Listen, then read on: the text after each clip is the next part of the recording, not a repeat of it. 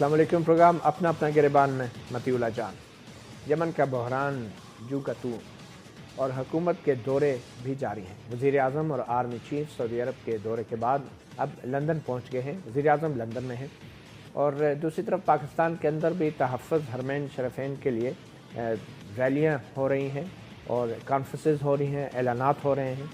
امام کعبہ بھی پاکستان کے دورے پر ہیں اور تقریباً آئندہ 4-5 دن تک وہ پاکستان میں رہیں گے. وزارت خارجہ کی طرف سے بھی اب ایک بیان آیا ہے کہ سعودی عرب کی جغرافیائی سرحدوں کو کوئی خطرہ ہوا تو حکومت پاکستان خاموش نہیں رہے گی. اور ایک اور دلچسپ خبر کہ ایک سعودی شہزادے نے سوشل میڈیا کے اوپر ایک ٹویٹ کی، ایک پیغام بھیجا کہ یمن کے اندر بمباری کرنے والے ہر پائلٹ کے لیے جو ہے وہ ایک مہنگی ترین کار بینٹلے کے بڑی قیمتی کار ہے، اس کا تحفہ 100 کاریں 100 پائلٹوں کے لیے اعلان کیا، مگر پھر وہ اس میسج کو واپس کر لیا گیا، ڈیلیٹ کر لیا گیا. اس تمام صورتحال میں ایک تاثر یہ مل رہا ہے کہ شاید حکومت پاکستان اب اس نئی صورتحال میں اور خاص کر اقوام متحدہ کی ایک قرارداد کے بعد کچھ پینترا بدل رہی ہے، کچھ جواز ڈھونڈ رہی ہے، اور چاہے وہ اقوام متحدہ کی قرارداد کی تشریح ہو یا ان حالات کی بدلتے ہوئے حالات کی تشریح جس کے تحت سعودی حکومت کو اس کی جغرافیائی سرحدوں یا حرمین شریفین کو خطرہ بڑھ رہا ہے، اس کے تحت شاید پاکستان کی طرف سے کوئی عملی اقدامات بھی کرنے کو ملیں. اسی حوالے سے آج ہم گفتگو کریں گے اور اس گفتگو کے لیے آج ہم نے اسٹوڈیو میں دعوت دی ہے. ہمارے ساتھ موجود ہے حکمران جماعت مسلم لیگ نون کے رہنما سینیٹر رفیق راجوانہ صاحب. ان کے ساتھ تشریف فرما ہیں ایک تجربہ کار سفارتکار سابق سفیر پاکستان ایاز وزیر صاحب، اور ان کے ساتھ تشریف رکھتے ہیں بریگیڈیئر ٹیپو سلطان جو کہ دفاعی تجزیہ کار ہیں، اور ہمیں ٹیلی فون لائن پہ کچھ دیر میں جوائن کریں گے مولانا فضل الرحمان خلیل صاحب بھی جو سربراہ ہیں انصار الامہ کے. تو سب سے پہلے تو رفیق راجوانہ صاحب آپ سے کچھ اپڈیٹ لے لیتے ہیں. وزیر اعظم صاحب تو اس وقت لندن میں ہیں، مگر یہ سعودی دورہ کرنے کا اور وہ بھی بڑی جلدی میں بظاہر یہ جو دورہ ہوا آرمی چیف کے ساتھ جانے کا، اس کا مقصد کیا تھا اور آرمی چیف کے ساتھ جانے کا خاص کر کیا مقصد تھا؟ دیکھیں ہم تو اس دورے کے بارے میں اپنی اسیسمنٹ یا اپنی رائے دے سکتے ہیں.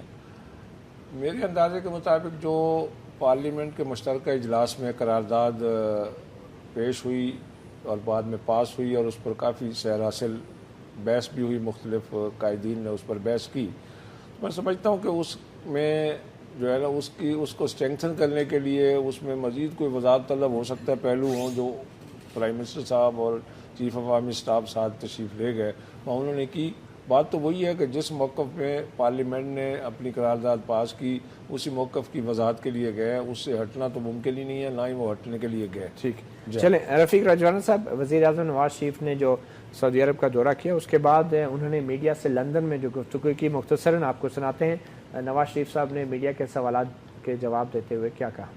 اور بڑی کنسٹرکٹیو یہ وزٹ تھی ہماری، بڑی اچھی وہاں پہ گفتگو ہوئی اور انشاءاللہ اس کا یقیناً پولیٹیکل سولوشن انشاءاللہ اس کا یقیناً کوئی پولیٹیکل سولوشن بھی نکلے گا.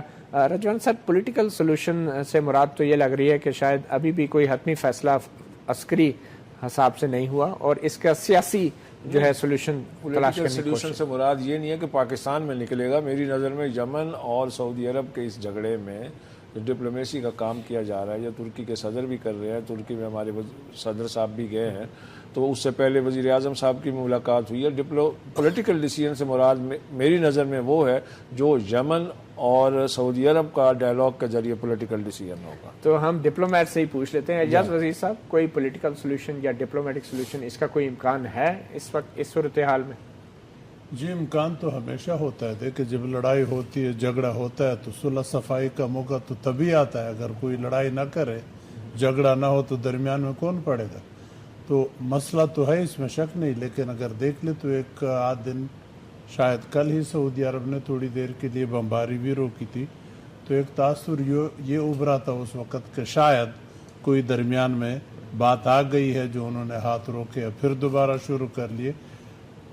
ایرانی وزیر خارجہ جب یہاں آئے تھے تو ظاہر بات ہے یہ بات ضرور ہوئی ہوگی کہ اس کو پیسفلی حل کیا جائے، کیونکہ ایران بھی ملوث ہے حوثیوں کو اسلحہ دینے میں.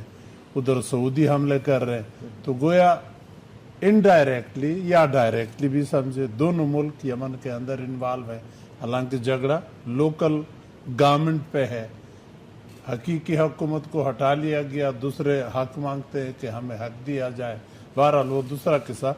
लेकिन उस वक्त ये बात की गई थी कि ईरान ने भी, बल्कि फॉरेन मिनिस्टर ने शायद बयान दिया कि सऊदी अपने हमले बंद कर ले तो बातचीत के जरिए इस मसले का हल निकाले। तो जब सऊदियों ने बमबारी बंद कर ली तो मैं तो ऐसे देख रहा था कि शायद अब उसके लिए कोई रास्ता निकल आ रहा है। अब यूएन ने भी कह दिया, पाकिस्तान ने भी यमन के अंदर अपना पोजीशन न्यूट्रल रखने का ऐलान ऑलरेडी कर दिया है। और सऊदी अरब के अंदर वो तो खुली बात है, प्राइम मिनिस्टर साहब ने आज लंदन में भी कह दिया। बल्कि वज़ारत ख़ारजा के मैं एक बयान अगर आपको पढ़ के सुनाऊं जो जारी हुआ है, वज़ारत ख़ारजा ने कहा है कि पाकिस्तान ने सऊदी अरब को इस बात का यकीन दिलाया है कि मशरिक़ वस्ती में दहशतगर्दी का खात्मा सिर्फ सऊदी इत्तेहादी अफवाज की नहीं बल्कि पूरी आलमी बरादरी की जिम्मेदारी है। पाकिस्तान सऊदी अरब को नहीं रह सकता। सऊदी अरब की इलाकाई खुद मुख्तारी के खिलाफ पाकिस्तान किसी भी जारियत का सख्त जवाब देगा। अगर सऊदी अरब की जोग्राफियाई सरहदों को ख़तरा लाक हुआ तो पाकिस्तान की जानब से मजबूत रद्द अमल सामने आएगा। ब्रिगेडियर टीपू साहब, आप तो एज अ साबिक फौजी और तजज़ियाकार, आप कैसे देखते हैं कि जोग्राफियाई सरहदों के तहफ़्फ़ुज़ की एक शर्त बज़ाहिर सामने आ रही है और हुकूमत पाकिस्तान ने पहले भी ये कहा और कौमी असम्बली की करारदाद में भी ये कहा गया कि यमन में नहीं, अगर सऊदी अरब की जोग्राफियाई सरहदों को ख़तरा हुआ तो अमली तौर पे हम किस बात का इंतज़ार कर रहे हैं? सऊदी जोग्राफियाई सरहदों को अस्करी अगर अंदाज से देखा जाए तो कब ख़तरा हो सकता है? मेरे ख्याल में चंद चीज़ें कलीदी हैं इसमें समझने के लिए। एक तो बात तय है कि सऊदी अरब जो चाहता था पाकिस्तान से वो हुआ नहीं। दूसरी बात यह है कि पाकिस्तान में जो ऑर्केस्ट्रेशन ऑफ पॉलिसी हुई पहले दौरे के बाद वजीर आजम के और बाद में जो असेंबली की करारदाद हुई, इसको उल्टा इस तरीके से होना चाहिए था कि वजीर आजम वहाँ गए थे, वापस आके मशवरा करते, कुछ इदारों से कुछ पक्के पाँव से जाते करारदाद के साथ, और जो बाद में उन्होंने 4-5 वजीरों के साथ मिलकर कॉन्फ्रेंस की है उसकी एक्सप्लेनेशन देते रहे। अगर करारदाद मरबूत होती तो उसकी ज़रूरत शायद ना पड़ती। अब इसकी इम्प्लीकेशन सऊदी अरब के लिए बड़ी उनकी सेंसिटिविटी है जी। एक तो उनकी सेंसिटिविटी आले सऊद के लिए है, दूसरी उनकी सेंसिटिविटी जो है वो खलीज अदन और बाबुल मंदब और बहरा अहमर के हवाले से जो उनकी सी लाइन है उसके। दूसरी बात यह है कि जो अरब स्प्रिंग हुआ है इसमें 2 मुल्क हैं जो अभी तक सीरियसली इफेक्ट नहीं हुए, एक सऊदी अरब और एक उर्दन। आले सऊद को यह खतरा है कि उनके नेबरहुड में अगर अदन जो है अगर डिस्टेबलाइज रहता है, उसमें लड़ाई जारी रहती है, तो उनका जो नजरान प्रोविंस है, एक साइजेबल पॉपुलेशन है यमन की, सऊदी अरब के अंदर एक हिस्ट्री है, एक तारीख है कि यमनियों ने जो है वो बनु मैया का गवर्नर निकाल दिया, मदीना शरीफ पे कब्जा कर लिया, अबरा ने हमला कर दिया, काबा शरीफ पे सूरह फील नाज़िल हुई, अलम तरा कैफ़ फ़अल रब्बुका बिअस्हाबिल फील, हजर अस्वद उन्होंने उतार लिया। तो सऊदी अरब के लिए इसकी बड़ी एक तारीखी अहमियत है। दूसरी बात यह है कि जी सऊदी अरब, अब हमें क्लियर हो जाना चाहिए कि ये चाहता था कि पाकिस्तानी फौज आए और ज़मीनी ऑपरेशन में वहाँ पे जो है वो उनकी मदद करे या अंदर जाए। अब बात यह है कि सऊदी अरब ने जब बमबारी बंद की, उन्होंने कहा जी हमने अपने एहदाफ जो है वो हासिल कर लिया, फिर शुरू हो क्या वहाँ पे लड़ाई बंद हो गई है? क्या हूतियों के पास हथियार नहीं है? क्या अदन और सना डिस्टेबलाइज नहीं है? तो ये अब एक लंबी जो है ना वो गेम है। मगर मुख्तसर ये बता देना, क्या इस वक्त सऊदीया की जोग्राफियाई सरहदों को खतरा है और क्या हमें इस वक्त फौज भेजनी चाहिए? सऊदी अरब की जोग्राफियाई सरहदों को फिलहाल कोई खतरा नहीं है। ये पाकिस्तान जो बार बार कह रहा है कि सऊदी अरब पे अगर हमला हुआ तो हम उसका दिफा करेंगे, इससे शायद सऊदी अरब सेटिस्फाई नहीं होने लगा। अभी 2 चीजें समझने की है, एक अक़वाम मुत्तहिदा की करारदाद और दूसरा जो लोकल कोalition बन रही है, जो सऊदी अरब चाह रहा है कि टर्की और गल्फ स्टेट्स और पाकिस्तान मिल के एक मिलिट्री फोर्स बनाए और उसके अंदर जो है उनकी मदद करे। मेरे ख्याल में एक कसीरुल बुनियादी हुकूमत और एक अंडरस्टैंडिंग। क्या ये वक्त है फौज भेजने का? क्या ये वक्त है या बिल्कुल वक्त नहीं है। देखिए हमारे लिए तो ये खतरनाक बात है काफी लिहाज से। हमारा नेबर है ईरान, हमारे पास एक साइजेबल पॉपुलेशन है अहले तशी की, ایران کے ساتھ بلوچستان کا ہمارا جو بارڈر تو یہ ایک سنی شیعہ وہاں پہ problem بھی کھڑا ہو ہمارے سکتا ہے۔ پرابلم جو ہے وہ چل رہے ہیں. تو میرے خیال میں اب یہ سعودی عرب کو سیٹسفائی کرنا اس طریقے سے جو کہ وہ چاہتے ہیں یہ پاکستان کے لیے مشکل ہو رہا ہے. بغیر صاحب آپ کہہ رہے ہیں کہ یہ وقت نہیں ہے، مگر پاکستان کے اندر سے ایسے حلقے ہیں، مذہبی حلقے، جو یہ آوازیں لگا رہے ہیں، چلا رہے ہیں کہ یہی وقت ہے پاک فوج کو بھیجنے کا. آپ کو ایک آواز سناتے ہیں مولانا فضل الرحمان خلیل، سربراہ انصار الامہ کی، جو آج تحفظ حرمین شریفین کانفرنس کے دوران انہوں نے جو خطاب کیا، کیا کہا، آئیے سنتے ہیں. وہ یمن پہ قبضے کی صرف علامتی بات ہے، اصل ہدف ان کا سعودی عرب. ورنہ پچھلے سال صداد اس صوبے میں رہتے ہیں 35 کلومیٹر سعودی عرب کی حدود کے اندر یہ داخل ہوئے اور جنگ کی، سعودی چیک پوسٹوں میں قبضہ کیا اور کہتے ہیں کہ خطرہ نہیں ہے. کیوں بغیر صاحب کہتے ہیں ایک خطرہ ایسا نہیں؟ ملک ہے کہ بدقسمتی سے ہر آدمی کا ایک اپنا ایجنڈا ہے، اور کئی دفعہ ہم یہ نہیں سوچتے کہ نیشنل انٹرسٹ میں کیا بات ہے. دیکھیے انٹرنیشنل ڈپلومیسی یا ریلیشنز جو ہیں وہ ہر کسی کے گھر کی لونڈی نہیں ہے، ایک سوچا سمجھے طریقہ ہوتا ہے. ہمارے ساتھ یہ ایمبیسڈر صاحب موجود ہیں، بیٹھے ہوئے ہیں. اس کے اندر کافی چیزیں کنسیڈریٹ کرنے والی ہوتی ہیں. ایسا نہیں ہوتا کہ آپ اٹھ کے ایک سرمن دینا شروع کر دیں اور کہیں کہ جی پاکستان کا ایک ڈویژن جو ہے وہ جا رہا ہے. دوسری بات یہ ہے کہ جی مگر دیکھیں بغیر صاحب بات یہ ہے نا کہ اگر حکومت نہیں کچھ کرے گی تو ہمارے ہاں یہ بھی تو روایت ہے نا کہ لوگ خود ہی کچھ کرنا شروع ہو جاتے ہیں. اور اسی وجہ سے رفیق رجوانہ صاحب کی میرے خیال میں ذمہ داری حکمران جماعت سے ان کا تعلق ہے. کیا حکومت جو ہے یہ پرائیویٹ ملیشیا اور جو نجی طور پہ جو دستے تیار کرنے کے اعلانات ہو رہے ہیں ان کے بارے میں کچھ کر رہی ہے؟ دیکھیں جی ابھی تو اعلانات ہیں، اگر دستے خدا نہ خواستہ تیار ہو بھی جاتے ہیں تو ان کو کون جانے دے گا؟ They will have to cross the border. تو ایسے ہوا سے اڑ کے تو نہیں چلے جائیں گے بغیر کسی چیز کے. تو میرا خیال ہے کہ یہ اپنی جگہ پہ اظہار یکجہتی اپنی جگہ پہ ہے، مگر اپنی لمٹ سے. لیکن اگر کوئی یہ اعلان کرتا ہے کہ میں یہی بات کر رہا ہوں، فدائین کی اگلی بات کر رہا ہوں نا. جی جی اظہار یکجہتی ایک ایشو ہے جی حرمین شریفین کے بارے میں، سعودی عرب کے بارے میں. اس سے بڑھ کر کہہ دینا کہ ہم دستے تیار کر رہے ہیں، وہ کو ضرورت سے زیادہ اظہار یکجہتی ہے میرے. چلیں یہ ضرورت سے زیادہ اظہار یکجہتی بھی آپ کو دکھا دیتے ہیں. مولانا طاہر الاشرفی علماء کونسل کے جو سربراہ ہیں انہوں نے کیا کہا اسی تحفظ حرمین شریفین کانفرنس کے حوالے سے.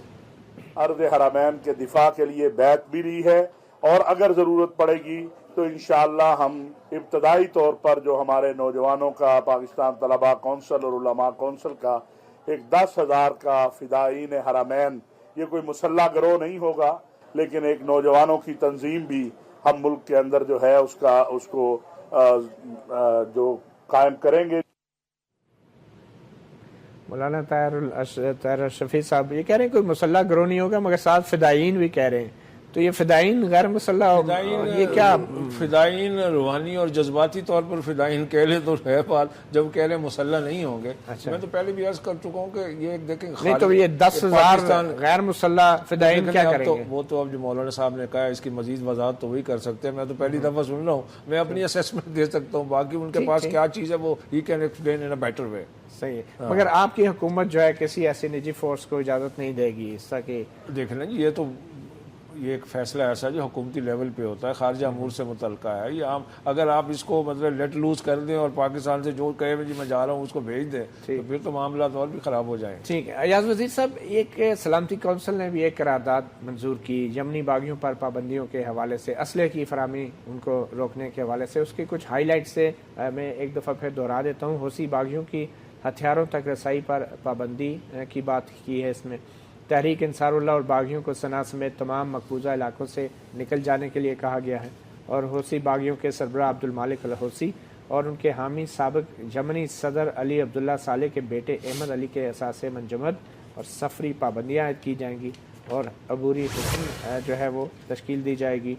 یمن کے مستعفی ہونے والے وزیر اعظم خالد بہا کو ان کے ملک کے مستعفی ہونے والے صدر منصور ہادی کے معاون کے طور پہ منسوخ کیا جائے گا اور 90 روز کے بعد ان کا انتخاب یمن کے صدر کے طور پہ کیا جائے گا. یہ جو ہتھیاروں تک رسائی کی پابندی کی بات کی گئی ہے سلامتی کونسل کی اس درخواست میں، کیا اس کام کے لیے بھی پاکستانی افواج بطور رکن اقوام متحدہ وہ کام آ سکتی ہیں؟ देखिए इसकी मैं समझता हूँ दो तरीके से अमल इस पे किया जा सकता है। या तो यूएन सब मुल्कों की एक फोर्स छोटी सी बना ले और उसकी ड्यूटी खास जगहों पे लगा दे, लेकिन ऐसा होता नहीं है क्योंकि हर एक मुल्क यूएन का मेंबर है।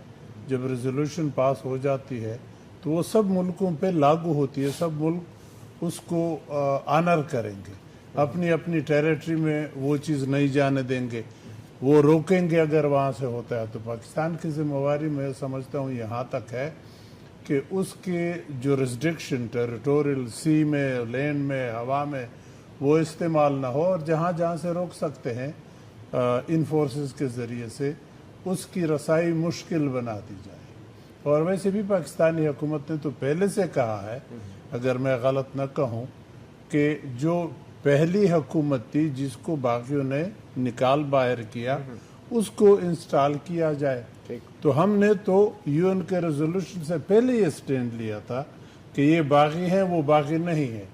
तो बागियों की मदद तो हमने इन ए वे पहले भी कहा है कि नहीं होना चाहिए। एक छोटी सी ब्रेक लेते हैं और ब्रेक के बाद हम बात करेंगे सऊदी शहजादे की, जिसने 100 कीमती गाड़ियों का ऐलान किया उन 100 पायलटों के लिए जो कि यमन में बमबारी कर रहे थे। एक वक्फे के बाद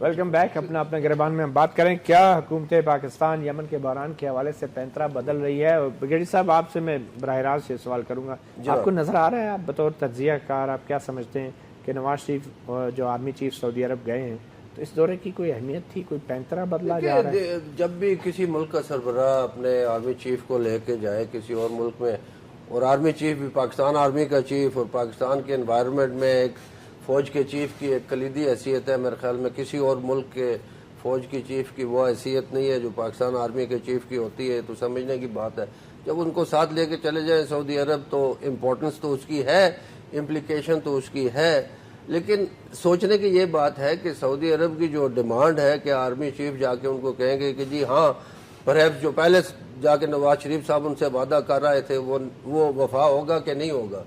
असल में बात यह है जी कि समझने की बात यह है कि मगरिब जो है उसने मशरक़ वस्ता में अपना कंट्रोल और स्ट्रेटजी जो है वो खो दी है, वो फेल हो चुकी है। एक तरफ तो खुरासान में, सीरिया में, इराक में ईरान जो है मदद कर रहा है। मगरब की जो हिकमत अमली हम उस पर तो आएंगे, पहले तो ये सवाल है ना कि क्या अगर फैसला एक हुकूमत ने करना है तो क्या हमारी हुकूमत इतनी कमज़ोर है कि मियाँ साहब ने कहा कि मेरी तो मर्जी है ही, पर देखो ये आगे ने साढ़े सिपह सलार भी हमारे आगे हैं, आप इनसे बात कर लें, तो ये क्या तासुर आप दे रहे हैं दूसरी हुकूमतों को? क्या ये सिपह सलार के ऊपर बराह रास्त दबाव लाया जा रहा है? आप क्या देख रहे हैं? तो क्या सिपह सलार को बराह रास्त पेश करना चाहिए सामने? मेरा तो ख्याल है कि ये शुरू से जो जिस तरीके से इसको लिया गया है, जिस तरीके से इसको कंडक्ट किया गया है इस पॉलिसी को, और जिस तरीके से सऊदी अरब से इंटरेक्ट किया गया है, वही मेरे ख्याल में उसकी में प्रैग्मेटिज्म और एक थॉट प्रोसेस की कमी थी। और मेरे ख्याल में जो मैं पहले जैसे कहा है कि ये तासुर बनता जा रहा है कि वज़ीर आज़म साहब सऊदियों के साथ जो वादे करते हैं वो निभा नहीं सकते, और सऊदी अरब पे भी ये यहाँ होता जा रहा है कि पाकिस्तान के अंदर बादशाहत नहीं है, पाकिस्तान के अंदर एक मैकेनिज्म मौजूद है, एक पार्लियामान है, जैसा भी है, आपने उसकी डिस्कशन देख ली होगी। तो it is very difficult for the government to her किसी को वो रोनते चले जाएं और अपनी पॉलिसी वो। रजाना साहब, क्या आर्मी चीफ को साथ ले जाने का क्या मतलब था? क्या ये दबाव अब बराह रास्त फौज पे शिफ्ट हो गया, फैसला करने का दबाव, या अभी भी हुकूमत नहीं फैसला करना? बात ये जी कि उनके दौरे पर आपकी अपनी राय है? राय नहीं सर, मैं सवाल कर रहा हूँ, मैं तो कोई राय नहीं है। सवाल अपने जेहन में कोई राय बना कर या अदरवाइज आप सवाल कर रहे हैं। ब्रिगेडियर साहब की अपनी एक राय है, विद ऑल ड्यू रिस्पेक्ट, बड़े तजर्बाकार है, मेरी अपनी उस पर राय है। बात चली है कि सऊदी अरब पहले हमारे प्राइम मिनिस्टर साहब तशरीफ़ ले गए, वहाँ कुछ वादा करके आए, बाद में उन्होंने देखा तो आके फिर पार्लियामान में पेश कर दिया। मेरी राय इससे दूसरी, वहाँ पे वादा करके आए आप? ऐसी बात चल रही थी ना, वादे पूरे नहीं कर सके ना। अच्छा, आप इल्जाम को दोहरा रहे हैं? अच्छा, इल्जाम को नहीं दोहरा रहे, उनकी वजाहत के बाद मैं खुदा न खासा ये नहीं कह रहे कि ब्रिगेडियर साहब ने इल्जाम लगाया, उनका مجھے ہوئے دوست ہیں ہمارے تو اچھی بات کر رہے ہیں, میں اپنا ایک ویو پوائنٹ دے رہا ہوں. صحیح. میری نظر میں وہ گئے, انہوں نے وہاں کے حالات دیکھ کے ان سے ڈسکس کیا, اس کے بعد آ کے ان کو ضرورت پڑی کہ اب پارلیمان میں پیش کرے, مشترکہ اجلاس بلایا گیا. ٹھیک ہے نا, سب سے بہترین ایسا اقدام تھا. ٹھیک ہے جی. اس کے بعد اب چیف آف آرمی اسٹاف کو ساتھ لے کے گئے تو اس قرارداد کو آپ بیسس بنائیں جس میں کہا گیا کہ سعودی عرب کی اگر خدا نخواستہ انٹیگریٹی کو, ٹیریٹوریل اس کی جو ہے نا سلامتی کو خطرہ ہوگا تو ہم آپ کی سلامتی کے لیے آئیں گے. اب اس میں اس کے وعدے کو یا اس بات کو اپنی قرارداد کے مطابق ری ایٹریٹ بھی کرنا اور آرمی چیف کو بھی لے جانا. سعودی عرب کے ساتھ ہمارے بڑے درینہ تعلقات. سر رجوان صاحب بات یہ ہے نا کہ آرمی چیف کو ساتھ لے جانے کی ضرورت کیوں پڑی؟ کیا یہ فیصلہ نواز شریف صاحب اکیلے نہیں کر سکتے؟ گزارش یہ ہے, میں تو میرے سے آپ نے سوال کیا ہے نا, بھلے وہ جواب سے آپ مطمئن ہو, میں نے تو بات کرنی ہے نا. پہلے سوال جواب سے میں مطمئن ہو گیا. دوسرا یہ کہ ضرورت کیوں پڑی آرمی چیف؟ گزارش یہ ہے کہ آرمی چیف کے جانے سے وزیر اعظم کے ساتھ گئے ہیں تو کیا فرق پڑ گیا ان کے جانے سے؟ میں تو نہیں سمجھتا کہ اس میں کوئی نقصان ہوا ہے. ضرورت تو اسی لیے پڑی جی کہ میرے خیال میں وزیر اعظم صاحب اپنی پوزیشن سعودیوں کے سامنے کلیئر کرنا چاہتے تھے اور یہ چاہتے تھے کہ فیصلہ انہوں نے کرنا ہے. دیکھیں جی میں انہوں نے فیصلہ کرنا ہے تو آپ کے ساتھ نہیں, یہ کیا ہے, یہ کیا ہے؟ آپ دیکھیں وزیر اعظم کتنا بھی کمزور ہو, وزیر اعظم ایک کرسی ایک رتبہ ہے, اس کی رسپیکٹ آرمی چیف بھی کریں گے, سب فورسز کے چیف بھی کریں گے. ملک کا وزیر اعظم ہے, اس کو نہیں چھیڑتے ہیں. کون پاور ایکسرسائز کرتا ہے کس کے پاس نہیں ہے. ابھی لے جانے کا جو میں سمجھتا ہوں مقصد یہ تھا کہ اس میں جنرل راحیل صاحب کی بھی میرا خیال ہے کوئی دو رائے نہیں تھی کہ سعودی کے ٹیریٹری کو پروٹیکٹ کرنا ہے. ٹھیک ہے, اب گئے ان کو دوبارہ ری ایٹریٹ کرنے والی بات, لیکن راحیل صاحب کو اس لیے میرا خیال ہے لے گئے کہ جو تفصیلات طے کرنے ہیں. اب نیٹی گریٹی پرائم منسٹر نہیں کرتا ہے, پرائم منسٹر اصولاً ایک بات مانتا ہے اور اس کی تفصیل پھر وہ اسپیشلسٹ کرتا ہے. آرمی چیف یہ ڈیٹیلز طے کرتے ہیں کتنی آرمی چاہیے, کیا ریکوائرمنٹ ہے, دے سکتے ہیں نہیں دے سکتے. دیکھیے میں ایک کاؤنٹر سوال کرتا ہوں اس پینل کو کہ کوئی اور جمہوری ملک ہو جی, ایشیا کا یا یورپ کا, اس کا اگر وزیر اعظم یا صدر جاتا ہے کسی معاملے میں کسی اور ملک کے ساتھ تو آرمی کا چیف ساتھ لے کے جائے گا.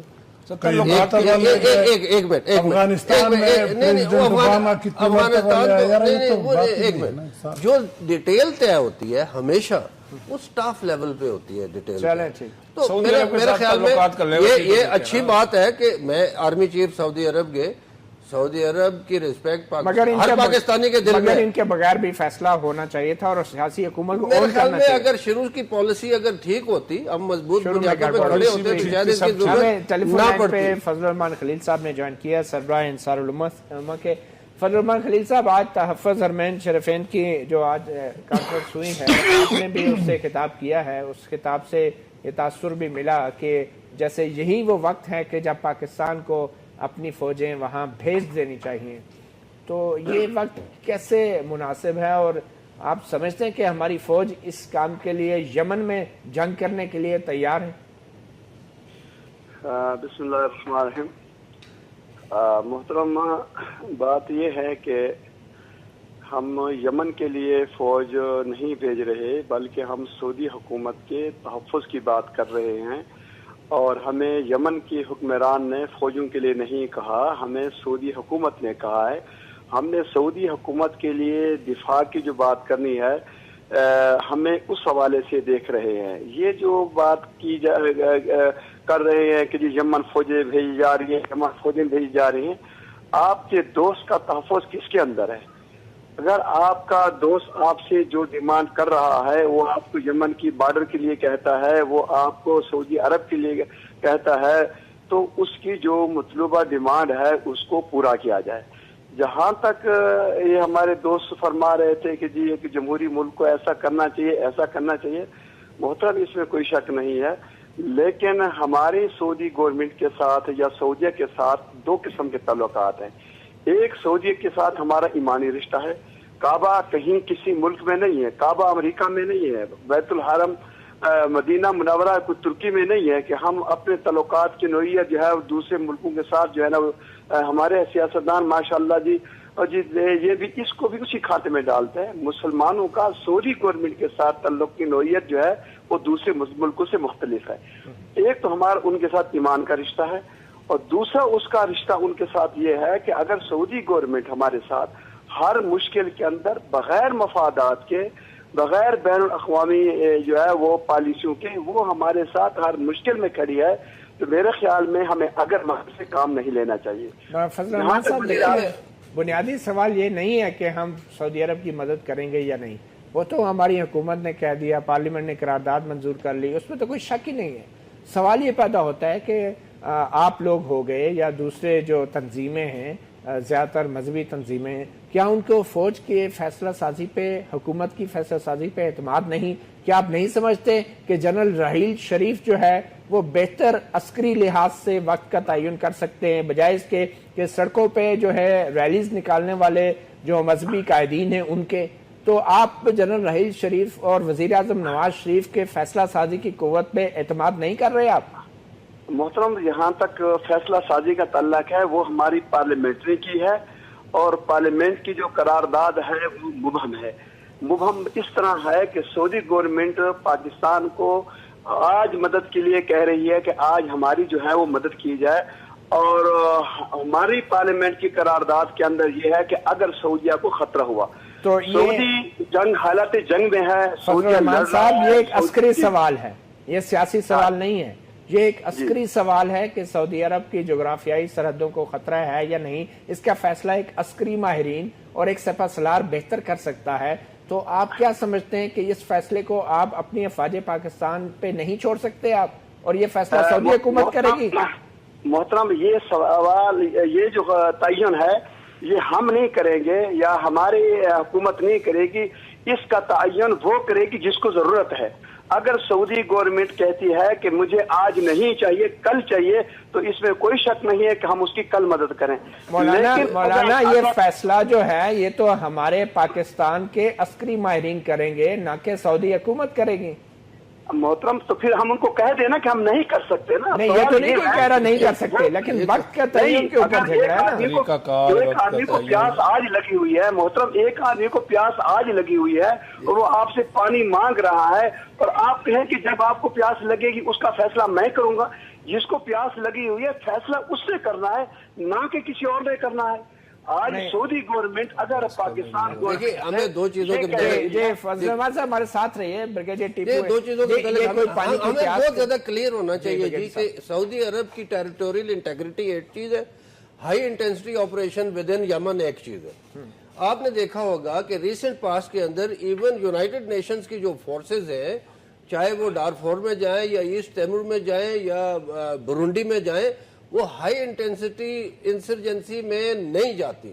عراق میں وہ نہیں گئیں, افغانستان میں نیٹو آیا. وہ تو دیکھیں وہ فضل الرحمان صاحب بھی یہ نہیں کہہ رہے کہ یمن میں جائیں, وہ یہ کہہ رہے ہیں سعودی عرب. سوال یہ نہیں ہے, سوال فضل الرحمان صاحب بھی یہ کہہ رہے ہیں کہ یمن کا مسئلہ نہیں ہے, یمن تو وہ بھی نہیں چاہ رہے کہ یمن جائیں. وہ یہ کہہ رہے ہیں کہ یہ سعودی حکومت جو کہہ رہی ہے کہ یہ وقت ہے عسکری طور پہ. تو میرا سوال یہ ہے کہ کیا یہ وقت کا تعین, کیا یہ عسکری فیصلہ کہ آپ آ کے تو ہماری انٹرنل سیکیورٹی سنبھالیں؟ سعودی عرب یہ نہیں کہہ رہا. سعودی عرب تو یہ کہہ رہا ہے کہ آپ آپریشن میں یمن میں حصہ لیں.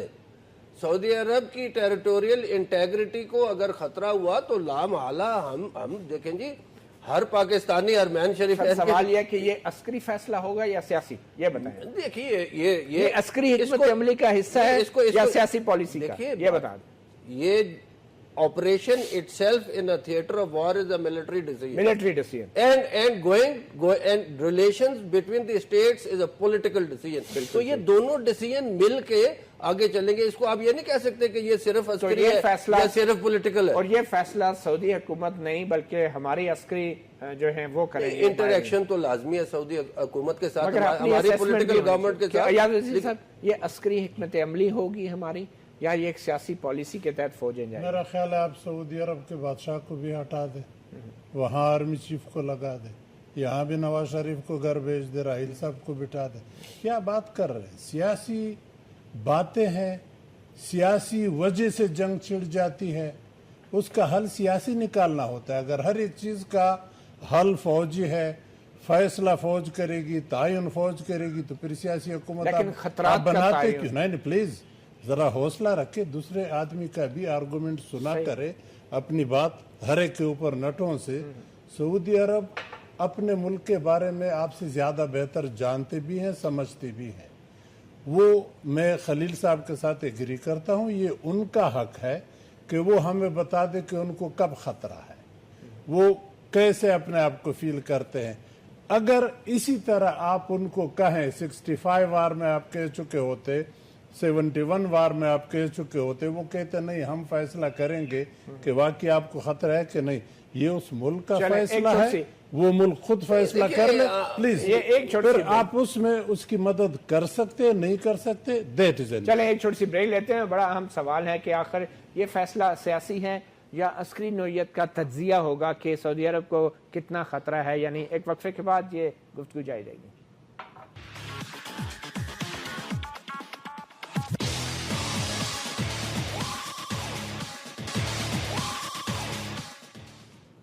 Welcome back. اپنا گریبان میں ہم بات کریں یمن کے بحران کے حوالے سے، اور سوال ہے کیا حکومت پینترا بدل رہی ہے اور کیا صورتحال بدل رہی ہے.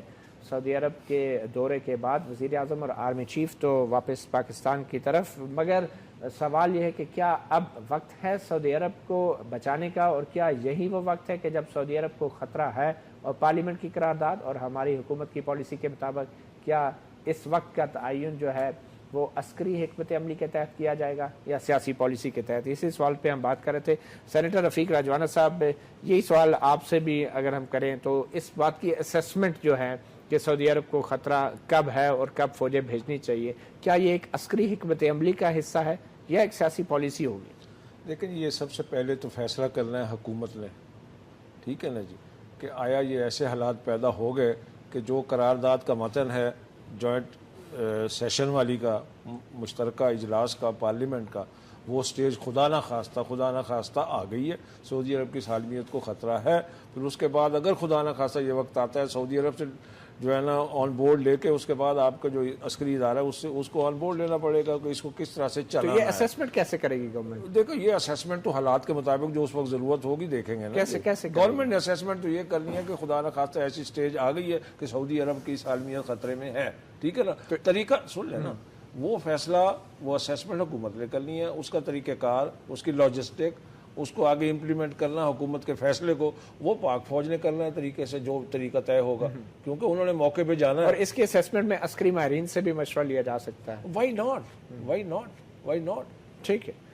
یہ ایک بڑا اہم ایک سوال ہے، کیونکہ فضل الرحمان صاحب کہہ رہے ہیں کہ یہی وہ وقت ہے. فضل الرحمان خلیل صاحب، آپ ہمارے ساتھ ٹیلی فون لائن پہ ہیں، تو یہ اسیسمنٹ تو بڑا ضروری ہے اور یہ تجزیہ تو بہت ضروری ہے، اور آپ نے کہا اس کا فیصلہ سعودی حکومت کرے گی اور ہماری حکومت جو ہے وہ اس کو ابھی انتظار نہیں کرنا چاہیے، دیر نہیں کرنی چاہیے. آخر جب ہمارے پاکستانی نوجوان جوان افسران اور سپاہی وہاں پہ جائیں گے، اپنی جانوں کو خطرے میں ڈالیں گے، تو کیا یہ اسیسمنٹ کا فیصلہ جو ہے اور اس حتمی فیصلے کا حق جو ہے کیا ہماری حکومت کو نہیں ہونا چاہیے؟ دیکھیں، جہاں تک اس سوال کا تعلق ہے کہ اس کا فیصلہ کون کرے گا، دنیا کے اندر حکومتوں میں فوجی فیصلہ نہیں کیا کرتی، وہ حکومتیں فیصلہ کرتی ہیں، اور حکومت جو ہوتی ہے وہ فوج کو آرڈر دیتی ہے کہ فلاں جگہ پر جایا جائے، فلاں جگہ پر نہ جایا جائے، یہ کام کریں. یہ کام جو ہے ملک کی سیاسی قوت کا ہوتا ہے، یہ فیصلہ انہوں نے کرنا ہے. لیکن اس وقت جو ہماری گورنمنٹ نے فیصلہ کیا ہے کہ جب اسے خطرہ لاحق ہوگا، اب اگر آپ صورتحال کو دیکھیں، زمینی پوزیشن دیکھیں کہ اس وقت حوثی باغیوں نے عدن پر قبضہ کر لیا ہے، اور عدن کی جغرافی پوزیشن یہ ہے کہ جس جگہ پر عدن واقع ہے وہ سعودی عرب کا وہ پوائنٹ ہے کہ جو معاشی اور سیاسی دونوں اعتبار سے جو ہے سعودی عرب کو خطرات لے گئے. جس درے پر ان حوثی باغیوں کا قبضہ ہے، سالانہ 20,000 شپ جو ہے اسی راستے سے گزرتے ہیں. تو ایک طرف سے سعودی عرب کا تو گلا دبا دیا گیا ہے. نہیں، مگر ابھی تک ایسا کوئی فضل الرحمان صاحب ابھی تک کوئی ایسا واقعہ نہیں ہوا کہ کسی شپ کو روکا گیا ہو یا اسے تباہ کیا گیا ہو یا نقصان پہنچایا گیا ہو. یہ گلا کیسے دب گیا؟